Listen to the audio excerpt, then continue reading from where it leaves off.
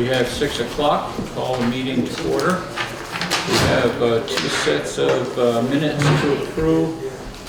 One from the February 22nd, 2022 meeting, and the other one from the Special Selectboard meeting on March 2nd. Entertain a motion to accept. So moved. Second. All right, so moved and seconded. Is there any discussion about these two?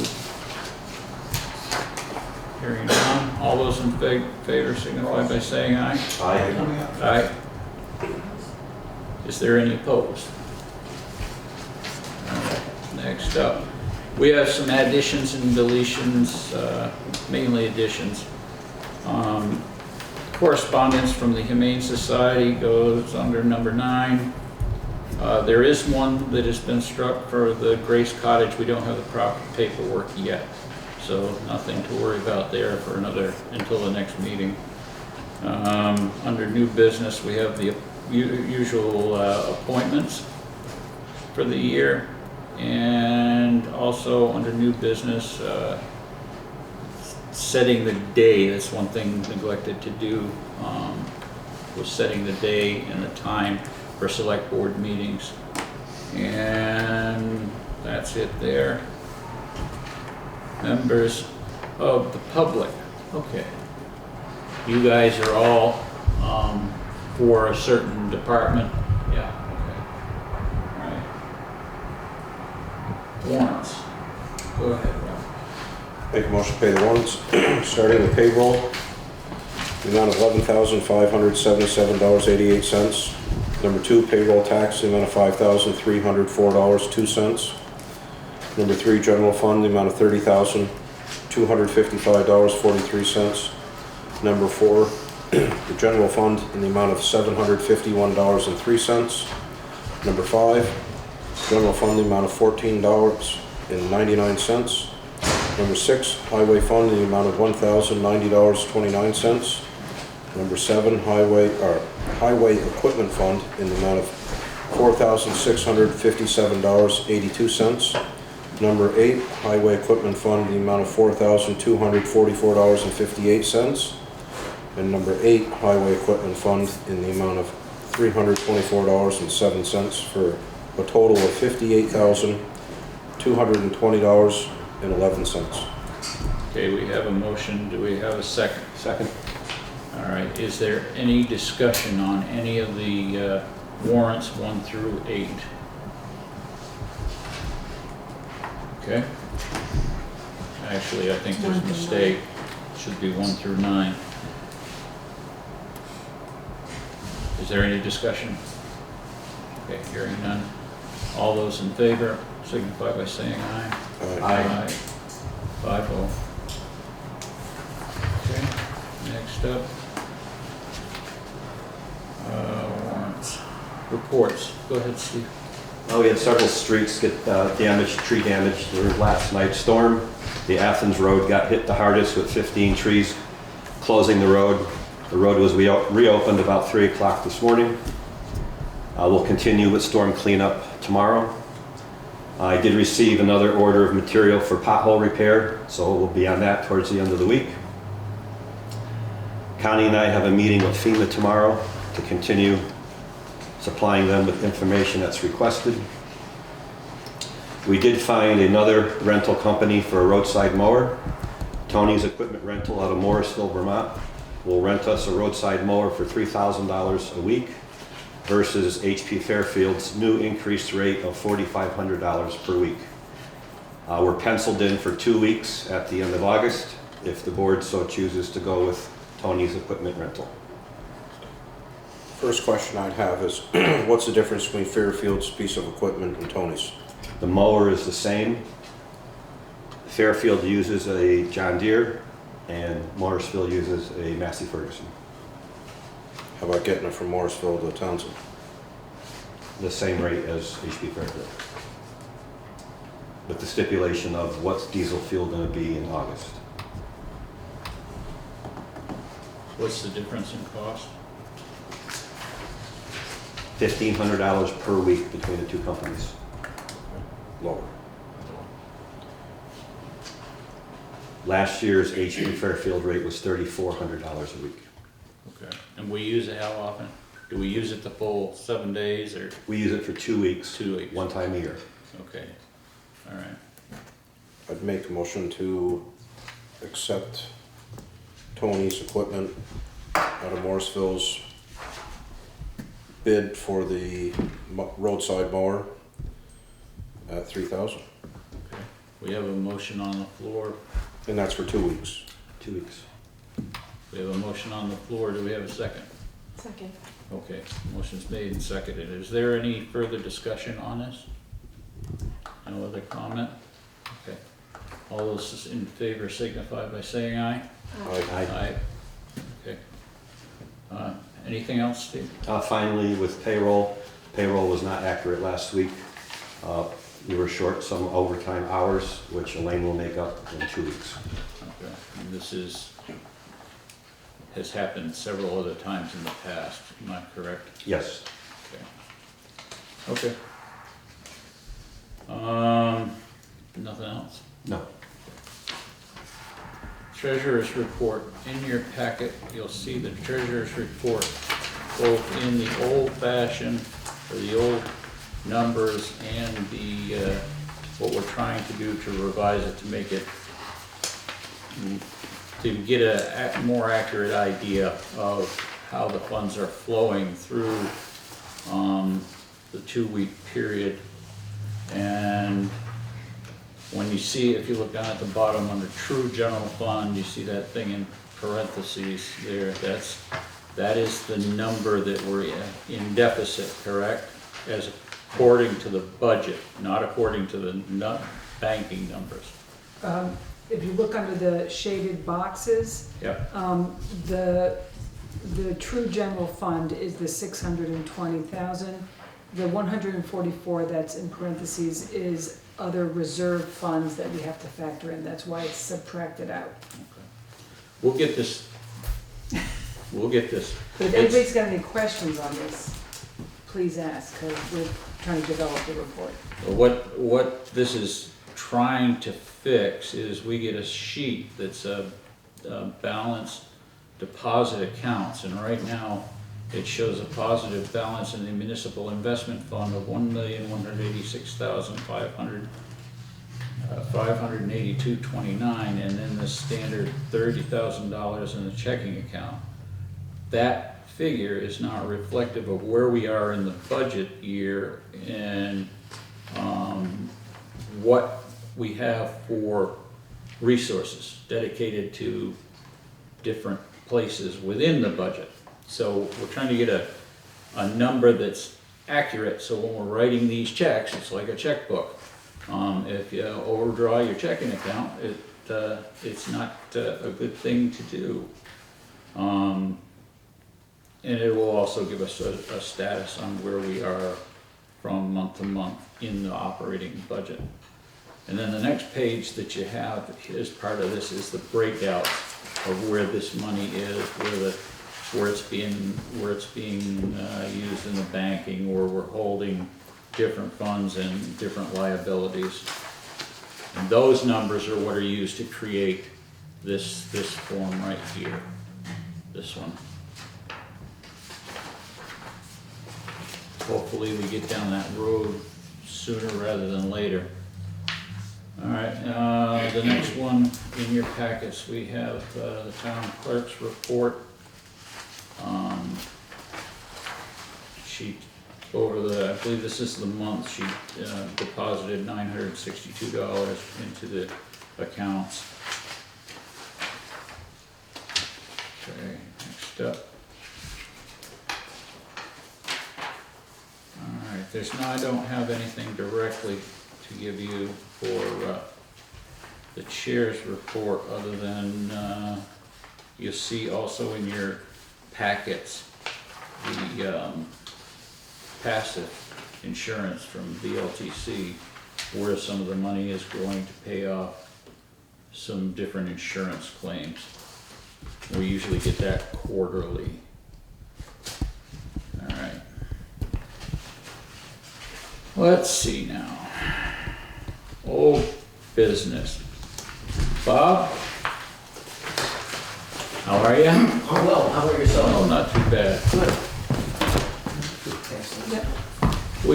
The reason I asked Bob to come here tonight is back in August, I believe it was Andy came before the board and wanted to talk about using,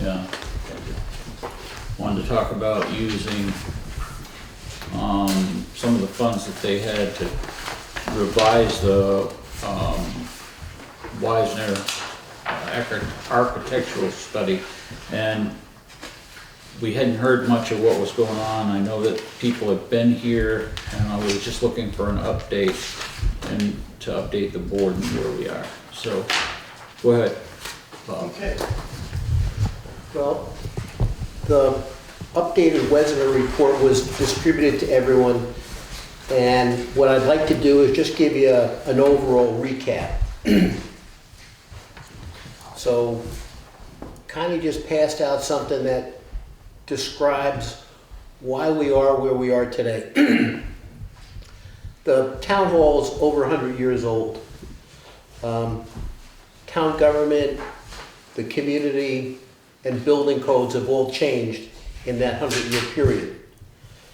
And many of you probably know or knew Tiz Garfield, a very smart woman, very, very organized, and she was able to get a grant back in around 2007, 2008 to look at town hall and see what we needed to do to stay current. Because at that time, people were saying, we're running out of vault space. There are other things that are going on. The heating supply wasn't good. There are a variety of things. Tiz found a grant. It cost something like $22,000 to get an architect in, someone who was familiar with historic buildings, and look at what we needed to do moving forward. And that was the genesis of the Wesner Report.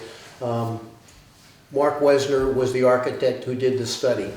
And he had a fire marshal come out and meet him, and they went over some of the things that were required by the state as well.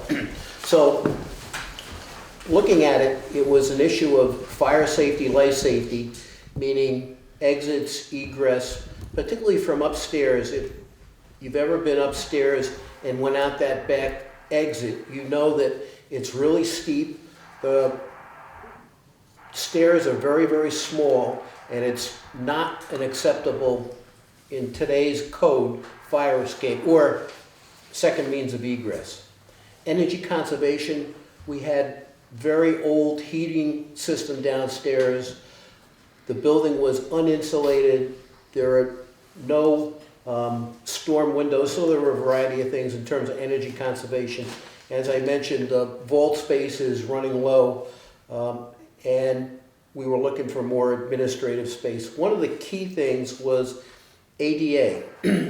If you've ever been to a building that didn't have ADA compliance, you know it, because the stairs, you can't get a wheelchair up. We've got a ramp outside, but the ramp in front of the doorway is very, very steep, and it's not ADA compliant. So if someone got up the ramp, they wouldn't be able to get into the building. There's no automatic openers on the doors. The ramp is very steep. And once you got inside, we don't have ADA compliant bathrooms. And if you were disabled and wanted to go to town meeting, back when we had in-person town meetings, hopefully that'll happen again, you probably wouldn't be able to get up the stairs. That stair lift hasn't worked in a while. And again, a little side story, I've heard of people that wanted to go to town meeting, but they didn't want to be carried up the stairs by strangers. So again, you need another way of getting upstairs. Once you begin to do some modifications to town hall, the code will require that we install a sprinkler system. Again, it's a building that's more than 100 years old. It's made out of wood. A sprinkler system would be required. So after that report was done, we did some updates. We insulated the building roughly in 2011.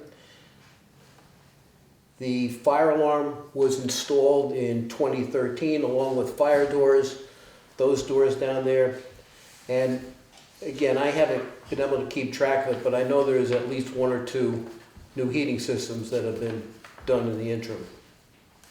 So last August, as Andy had asked for some money to update the study, we had the architect come back, and that's what you all got copies of. The vault space, the additional record storage, the ADA bathrooms, ADA access, the fire life safety issues, and additional space for the select board assistant. So what he developed was having an addition off the back here that would allow the compliant stairway, allow for ADA bathrooms, and allow for storage. The front 2 bathrooms right now would be modified into 1 ADA compliant bathroom, and a lift would be installed there in roughly that area. So you'd have a lift going to the 2nd floor. All of these things would be able to get the town hall up to current code standards and conceivably move us forward for another 100 years, let's hope. So all of that isn't done for just a few dollars. The price was roughly $1 million to $1.2 million. And again, it's not something that is inexpensive, obviously, but we did what we could between the original report, 2008, and today with the insulation, the alarm, and the fire doors. Sherwood, any questions anyone has? You had a chance to explore any financing that's available, grants, that type of thing?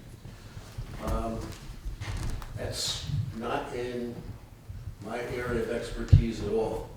Now, at one time, I know that there was pots of money available for ADA compliance, for help with that area. I don't know if that money is still available. My question would be, and it goes back to the historic preservation of the building, in order to stay in compliance with the historic society, you can't do that to the building. And we've been through this before, where that's why we wanted to make a whole nother office, and we couldn't because you can't do that. That's why this was like barely accepted. The fire doors were barely accepted.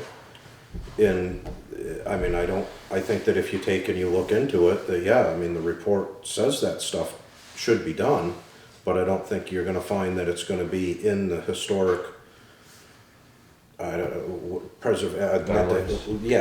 guidelines to being a historic building in that stuff. And I wish Irvin was here, because he's had it on the tip of his finger and he'd be bouncing off the wall to tell you about it. So I think that would be a good place to start first, is to see what exactly the guidelines for the historical part of the building is, before you get into spending a lot of money into planning stuff. Rob, your point is very well taken. The building itself is not on the National Historic Registry. It was an important part of us having the historic district. So it does have a historic significance, there's no question about that. And one of the reasons that we originally chose Mark Wesner, and this was Tiz doing a whole lot of background on this, was Mark he's not in the firm anymore, but at the time he was the expert, one of the experts on historic preservation of old buildings. And to your point, the outside certainly should be kept the way it was 100 years ago. The inside, you got a little bit more leeway in terms of bringing it up certainly to code. Fire safety is important. We do have the alarm, we do have the fire doors. So those things were important. And to keep all this in perspective, it is a historic building being 100 years old, but you don't have to comply with that kind of rigor on the inside. And you've got some latitude, like the doors weren't there originally, but they provide a degree of protection, so we wanted to keep it with the historic architecture, things like that. One of the things about historic is the building isn't on the register, it's not on the state register. What happened, and I think it was the 90s from the research I did, because it's changed the doorknobs and locks, it was brought up that it was historic. They started the process of the paperwork to make the building historic, never finished it. So it's not a historic building by the state standard, and it's never been registered with the federal government. Now, what that does about your downtown community historical preservation type of thing, I have no idea, but I know the building itself is not there. The architect has basically told us that you have to basically, because it is the historic district, that you should be careful about the exterior facade. That makes That's sense. part of the reason why instead of trying to do something modifying the front, was to put a small addition on the back for the stairwell and the bathrooms. So that, they will be seen at, an angle, but it doesn't really affect the front facing of the building. And his comment was that from an interior point of view, you really were not restricted. I mean, that's falls more not from a legal or regulatory point of view, but more from the town's point of view. I think many of us enjoy the old building, some of the appearance, both exterior and interior, and want to preserve as much as possible. No, that makes sense. It's just when it comes up about being historic, that stopped when the paperwork didn't get submitted. Somebody obviously went to the extent of trying to get that done, but that's where it kind of fell short. So, okay. And you mentioned grants. I will say that depending on where you get the grant sources from, if you were to get it as a historic structure, then you do invite a lot more review of what you're doing to it from a historical capacity. If you don't go to a source that is based on it being a historic structure, you don't have those limitations. Does anybody else have any questions? Okay. Hi, John. Hello, hello. How are I'm you? John Evans. Welcome aboard, by the way. Thank you. And, just so you see. The packages have some sketches in it. These are the full-size ones that were in the original document. Thanks, John. Yeah. Okay, like I said, is there any more questions about this? I think if we were to do something, we need to find some kind of a funding source outside of the taxpayers, because this is, what was it, $1.5 million? $1.2 million. A lot of money for us to try and come up with right now. And I don't know where to start with that, honestly, is. But that's the best feedback we can give you, is we need to find the way to get the money to do something like this.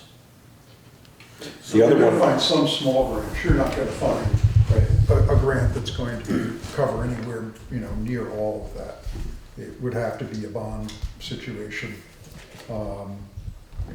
Yeah, but we don't even know that. We don't even know that yet. So, what would be available to help do that? And being fiscally responsible, as a town, we're looking at the fire department. We're already in a bond on the town hall, on the town garage. And then we're gonna get into this, possibly. We're looking at the schools, looking at going away. And when I stop and look at some of the things that are on here, and it says, we need to upgrade the, for the water, for the sprinkler system, you need water storage, pumps, and three-phase power, which three-phase power is going up Route 30, but pumps and storage is something that's, in-house gonna have to store that stuff, or you're gonna dig the ground up and put the water outside. I mean, I think too, you'd be good to come up with a list of priority on your list of things to do here, so that, you know, if it did go to vote, then you could kind of be like, well, this is what we really kind of need to do first or last or whatever. Just possible ideas. Conversations we've had at various meetings, when somebody finally decides to push the ADA aspect, then we have to start doing this. What we've discussed is, as Andy said, small grants and funding here and there. We need to, and this is Andy's words, we need to form a plan and be prepared and know what avenues we need to travel for money, etc., so that when that person comes along and pushes, we're not ADA compliant, and everything goes to pieces, we can say, this is the plan. This is what we want to pursue. This is what we are pursuing. But to do nothing is a bad position to be in. Well, we're not doing nothing. We have planning commission and figure it out. That's we're not preventing you, we're just telling you where the pitfalls might be. I guess I would advise that we stop using the upstairs area because it is not ADA compliant. And certainly we should not be using that for a town meeting. Something's brought up. That may be something, we don't have access to a lawyer to review that, but in looking at some of the documents that are readily available, that might be something the select board wants to look at, is to have council look at what the liability might be to continue to use that upstairs area. And as it says here, ADA was passed into law in 1990, and this is 2022. And it was phased in, but this is 2022. It's long been the law. And when you're out and about, I don't care where you're going, take a look at anything that's publicly accessible.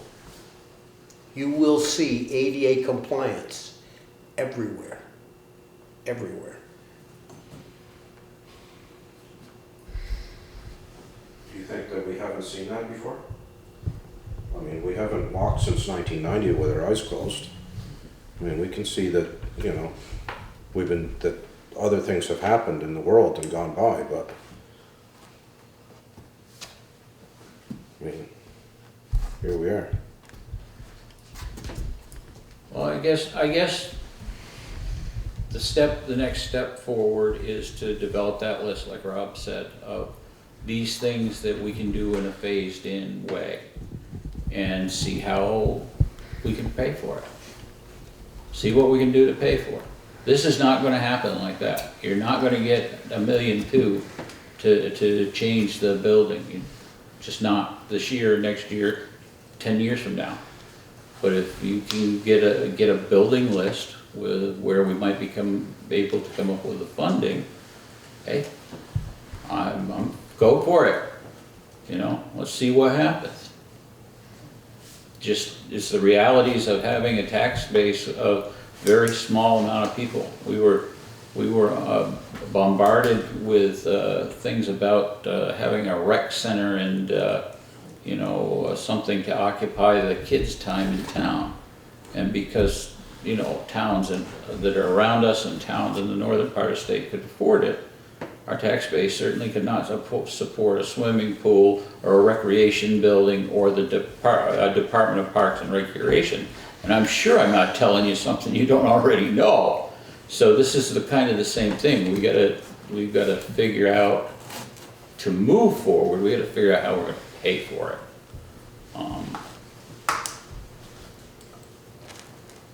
Anybody else have any other thoughts on it? Could you think of any examples where the town has raised a substantial amount of money for a project like Town this? Highway Garage.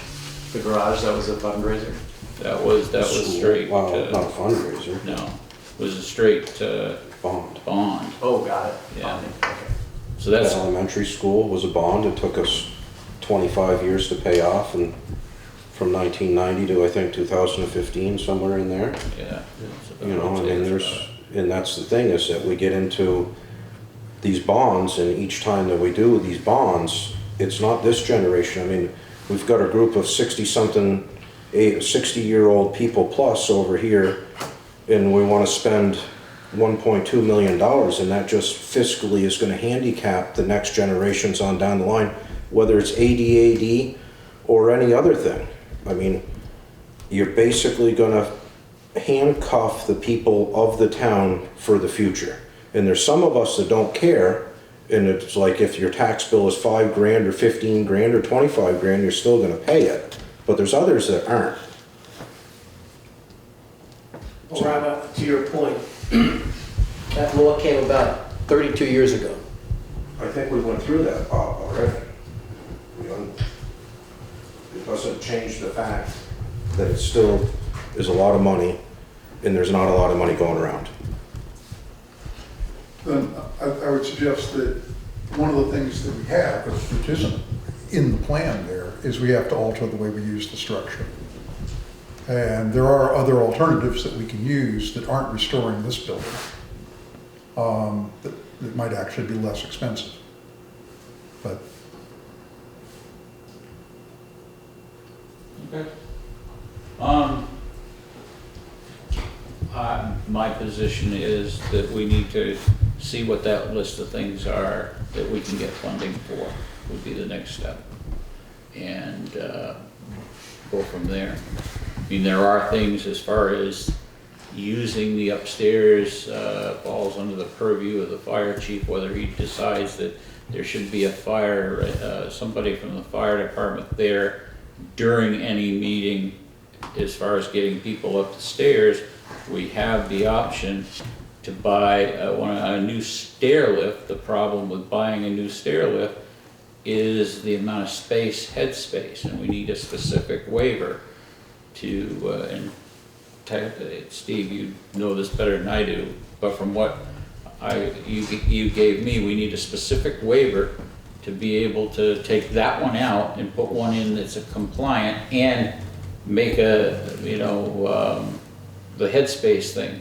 It has to be so many feet above the top of the head of, was there a height requirement on the Correct. person? Yeah. So that's kind of why that's not happened, is we need to find somebody that can do that, and that all came about in COVID, so it's something we have to kind of revisit it to get people up and down those stairs. So there are options that we have to continue using the space, or we approach like the school for the next town meeting and see if the school will allow us to use that during the public sessions. There's a lot of things that we can do to continue to use the space while we explore what's necessary to move forward. Okay? Not in favor of it, we gotta figure it out, we gotta have more information. The next thing that I'd like to just ask you is, town meeting approved the sign money. You had 2 signs that you had asked for. I would ask that if you're gonna propose any more, to let us know so we can talk about where they might go. I don't think they're gonna cost $10,000 for those 2 signs, but there's setup costs, there's maintenance costs, there's all those things that there are built into it. And if you wanna go to, I think we need to have a discussion if you wanna go anywhere than those 2. And I'm sure there's gonna be calls that you're gonna get, because it says specifically that as the planning commission recommends. So I'm sure you're gonna get calls for flashing signs outside of the 2 that you proposed. So if you get those, just let's have that discussion here, okay? they do run somewhere in the range of $4,500. Yeah. They are pretty pricey on a per sign basis, so. Yeah, and it depends on what kind of things you add too. Because I had, back when I was in law enforcement, I had a company that wanted us to present them, and at that time, just for the box and a light, nothing else in it, it was $2,500, and that was 20 years ago. So it doesn't surprise me. It doesn't surprise me. Sure. Yeah, go ahead. You're suggesting the select board might be able to ante up a little bit more than the 10? I just think we should have a discussion about it in general, if we're gonna go more than just the 2 signs that were originally put up. Okay. We just have to see. When we went at the budget this year, we went at the budget to cut as much of it out that was waste. So there's not going to be a lot of extra floating around. At least what the budget committee felt was not necessary. So I'm not sure that I answered that question, John. No, you did all right with that question. All righty. How many of these signs are you thinking that you would want to have around the town? Well, the article was for probably to cover 2. Well, yeah, but you had just said that you, If you were to find that, and I think it's partly what you get from a public reaction as well. If they are popular and people do see that they're making a difference, I think you would probably end up with 5. Which would cover West Townsend, Townshend Village, and also coming in on 35. You wouldn't need to go this direction on 35 because you would already be in the village, so theoretically you'd already be down to the 30-mile-an-hour speed limit. now, do you feel that do you like the looks of these things, or are these more or less like a safety, like you feel safer with the thing telling you what you're going for speed? It's not so much a matter of that I personally feel safer or like the looks or don't like the looks. It has been shown that they do slow the traffic down, in part because it catches the people that aren't, drifting off, daydreaming or whatever, and they forget how fast they're going. And that catches their attention and reminds them, and they slow them down. They have the advantage that if you put a patrol car there, it's there for, a few hours a month perhaps. These are there 24/7, so you're getting a reaction. And it's, I think, a nicer way. You're not handing out tickets to people either. You're giving them a gentle reminder that it is a safety area, they should be watching their speed more closely. Any other comments? Okay. Thank you for coming in, giving us the feedback, giving the information, and let's see what we can do. All righty, I'll move on to for the next one. Let's see. Let's just go with Riverbend liquor license. We have a Class 2 liquor license for our signature approval for Riverbend Market.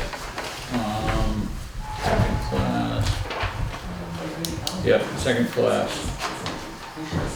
We usually get 2 for these guys. Riverbend, no, it's always just the second class. Is anybody heard of any problems related to liquor licenses or liquor violations of Riverbend? No.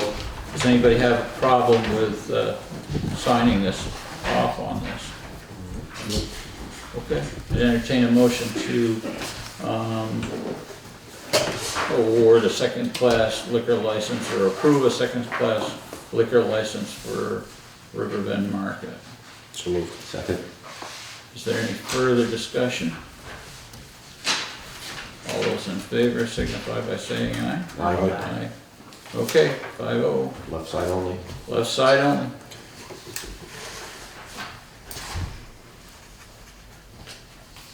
Good thing's all messed up. Okay, we'll send it this way. So make sure that you sign under approved, okay?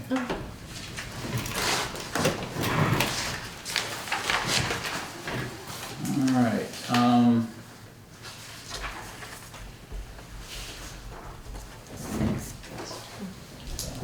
thank you. Next thing we have is, River Valley 100% renewable electric school bus project. I think we've got something in the packet about it. We have somebody here for that? Yeah. Okay. Your name, please? Paul Patus. Paul Hayes. Yeah. And what do you represent, Paul? I am a member of the West River Valley 100% Renewable. That's a mouthful. That's a group that is a nonprofit group that is trying to promote different renewable projects. And the Planning Commission knows about that and went there. And they have one project that they're working on. A group of people in Wyndham are organizing solar panels, and with the hope that maybe that would be a cooperative venture where people would buy into it. And one other project that I've been involved in is transportation and trying to respond to the environmental changes that are happening. And this project is to try to promote electric school buses for the district. So that's what I'm here for, to update the board and the public on the petition that we put out, and then a statement of support that we have gone to different select boards in the district and asked them to sign a statement of support for the idea to transition to electric school buses. And following along in the challenges financially, we realize that this is a major shift in the current program. And what we're asking the district office to do is to develop a plan to look into this and seek ways of funding it, examine contractors who would put in the infrastructure for electric buses, and see what sort of challenges would be needed for the initial outlay, which is very expensive, but which, in looking at the cost of diesel fuel, which is only going up, and the ability to actually use electric buses as a source of income, as a vehicle to grid or vehicle to building operation, they can actually provide income when they're not being used to transport students. And this sort of follows in or along a statewide effort to try to promote electric buses in Vermont. And probably logically the towns up north, or generally up north where the population density is higher, the ability to make these changes are a little bit easier than the community that this would serve here. But the state is pushing it. There is money available for that, and so we're asking the district to explore that and trying to push them in that direction. So what I wanted to share was the statement of support that I would ask the board to look at and either sign or not sign, and then the petition that we put out. And we had 152 people sign the petition and about 45 comments from that. I don't have all of those comments here, but I can share what the petition was. And you could scan it also. There's information here online that you can look at the petition if you haven't seen it already. I think it's in the packet. Okay. So, did you get the... We have the statement of Statement, support, and I okay. think we have a copy of the petition. It's in the packet. Okay. Any questions? So ultimately, who would own the bus? Well, that is a good question. That's one of the challenges. As you know, West River Transportation is a private contractor. They are diesel-based, so the relationship with the district, that's a challenge. We don't know who would do that, whether the district would try to convince West River to go electric, have them transition out, whether they want to assume ownership of the buses. That would be part of the plan, and that would be something to look at. Ideally, a private contractor would probably be the best, where they have the experience, they have the drivers, they don't have the infrastructure, but there are companies that provide training for bus drivers, provide the infrastructure, provide tips on maintenance as well. So perhaps it could be the district could oversee the private company, but that's something that would have to be explored. So that's one piece of it. Do you have any estimate of what one bus would cost? One bus is about $300,000. How many buses does it take Well, to operate? There are for the 5 school? buses that operate daily for the school.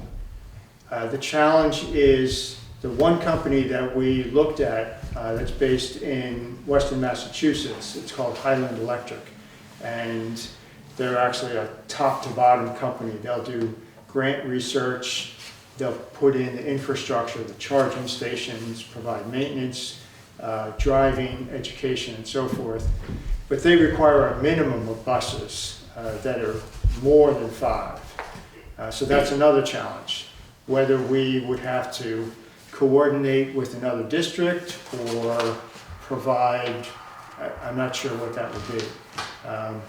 But 5 buses is what they have now. It would be difficult to purchase one bus and set up the infrastructure just for one bus. And again, where would that be? Would it be in the superintendent's office? Would it be with Todd over in Jamaica? That would be part of the transition or part of the planning that would have to be explored. But we think the time is right to do that. There is lots of money federally and through the state. And so the idea for planning and transitioning would probably be now. The cost, as I said, the cost of diesel is only going up. So this could be, in the long run, an economical benefit. But Is there any other districts around that are using the electric buses? not here. Up north there are. There are several districts up north that are doing it, and I can get information on that, if the board would like to look at that. I know Brattleboro is considering it, but they have not transitioned yet. So the ownership of these buses in the bill, is it going to come to the towns? Are you looking for financial support for this, or are you just looking for an in general support for the idea? No, we're not looking for financial support. Okay. We're looking for the district to make, the district office to make the decision. And you just want the We want feedback from the towns? Right, we want to provide them with information to help them decide, okay, the time is right to develop a plan, to set up a committee, to involve more research with this. We want to provide them with that kind of information and inspiration to try to do that. Is the current bus contract holder interested at all in transitioning? We don't really know. He has a full-scale operation that's diesel buses. It would probably be very challenging to try to transition out. There was a plan, or there were considerations of retrofitting some buses to become electric, but in the long run, their efficiency is not as good as either having a pure diesel, pure electric. One of the things that we've found out is that the electric buses have, in the past 5 years, the efficiency has improved greatly. So that's another consideration, that technology is probably continue to go up. Anyone else? From from my perspective, I haven't had a chance to review your document. None of these people have either, they just got it this afternoon. Right. So I think what we need to do is get a chance to look at it, and we'll send you the response, as long as you give your information to Connie and she can touch base. If the board next week or in 2 weeks is ready to make a commitment to signing something like this, we'll put it, put it down officially, and then. That'd be great, that's what we're asking, just to take a look at it. We just haven't had time to review it. Sure. Everybody else all right with that? Yes. Yep. All right, thank you. All right. Okay, so appointments. We get our yearly list of appointments. It's in the packet. I'll just go from the top. If you have a problem with any one of these, just flag it and we'll circle back around. 911 coordinators is up to 2023, Helen Holt and Anita Bean. 911 Fire Department Liaison, Brian Schmidt. Cell Tower, Craig Hunt. Senior Solutions is Alenka. Emergency Management Coordinators, myself. Energy Coordinators, Craig Hunt. FEMA Administration, the Select Board. The Fence Viewers, Christina Wright and Alenka Wilson. Board of Adjustment, Planning Commission, Floodplain Administrator Joe Winrich, Health Officer Tim Schaefer, Howard Legacy Eileen Fahey, Barbara Bedortha, and Maggie Bills, Inspector of Shingles Rob Wright, Inspector of Wood Timbers Rob Wright, Planning Commission 2027 5-year term Elizabeth Martin, Animal Control Constables, Pound Keeper, the Select Board, Recreation Committee, Christina Wright and Alenka Wilson, Rescue Liaison is Kathy Hagee, Social Services Committee, Kathy Greavy, Meredith Kenyon, Chris Gooch, Cook. is that how it's spelled? Yeah. No kidding, all right. And the last one's vacant. Town Report Committee, the Select Board, Tree Warden, Rob Wright. Valley Cares Board is vacant. Ware of Coles, Rob Wilson and Craig Hunt. Sheriff's Department liaison with the constables. Wyndham Regional Commission, Will Bissonette and Andy Snelling. Wyndham Solid Waste, Irv Stoll. Forest Fire Warden, Roger Brown. Grand Juror, Maggie Bills. DC Fiver, Bob DeServo and Andy Snelling. I'd entertain a motion to accept these names and positions for the next year, and in some cases, out to 5 years. So moved. Second. All right, is there any discussion about anybody on the list? Hearing none, all those in favor signify by saying aye. Aye. Aye. Opposed? And abstentions? Okay. So I have a thing here signed for Wyndham Regional for the appointment of Will Bissonette and Andy Snelling as that representative. And I guess also it needs my signature, if you're all fine with that. Okay.